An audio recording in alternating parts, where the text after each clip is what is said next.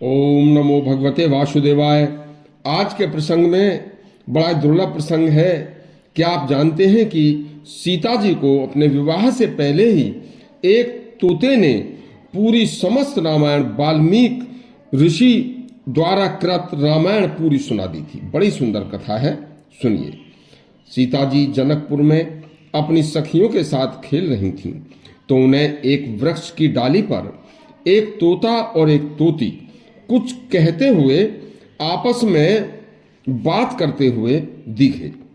तो उन्होंने क्या देखा, पहले आपको बताएं कि सतयुग और त्रेता में पशु पक्षी भी इंसानों की तरह बोल लिया करते थे।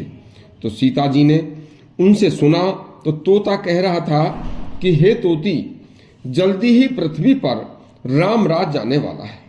राम नाम के एक प्रसिद्ध राजा का जन्म होने वाला है। उनकी पत्नी का नाम सीता होगा। उनका राज सतयुग जैसा होगा। वह सीता के साथ 11,000 वर्ष तक पृथ्वी पर राज करेंगे। सीता ने यह शब्द सुनकर सोचा कि ये पक्षी तो मेरे जीवन की बात कर रहे हैं। तब सीता ने एक सखी से कहा कि तुम चुपके से प्यार से इन दोनों पक्षियों को पकड़ कर लाओ। सखी चुप गई और उन दोनों पक्षियों को पकड़ कर ले आई।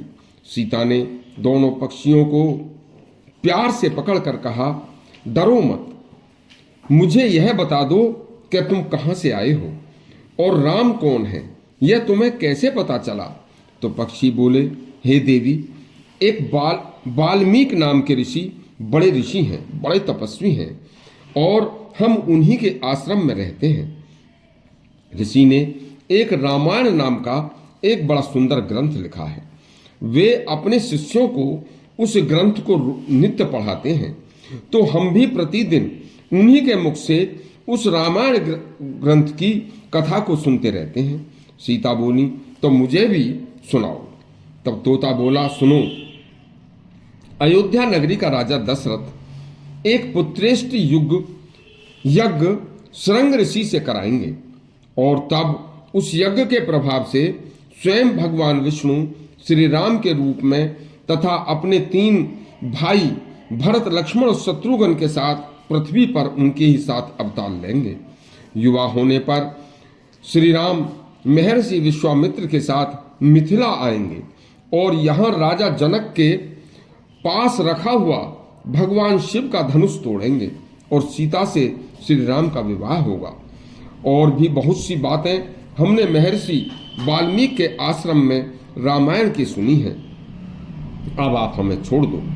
पक्षियों की बातों को कानों में सुनकर ऐसा लग रहा था सीता जी को जैसे अमृत की वर्षा हो रही हो। तोती ने समझ लिया कि यह वही सीता तो नहीं है क्या।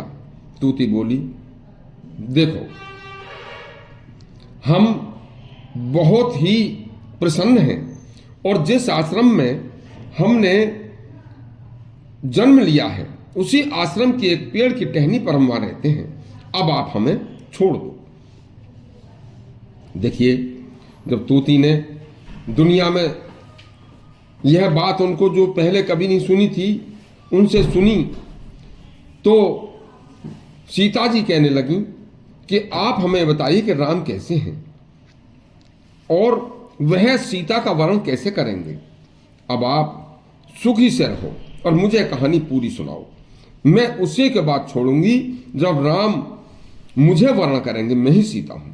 तोती बोली, हे देवी, हम वन के वासी हैं, तुम्हारे महल में हम सुखी नहीं रह पाएंगे तथा हम पेड़ों पर तथा ऐसे स्वच्छंद रहते हैं।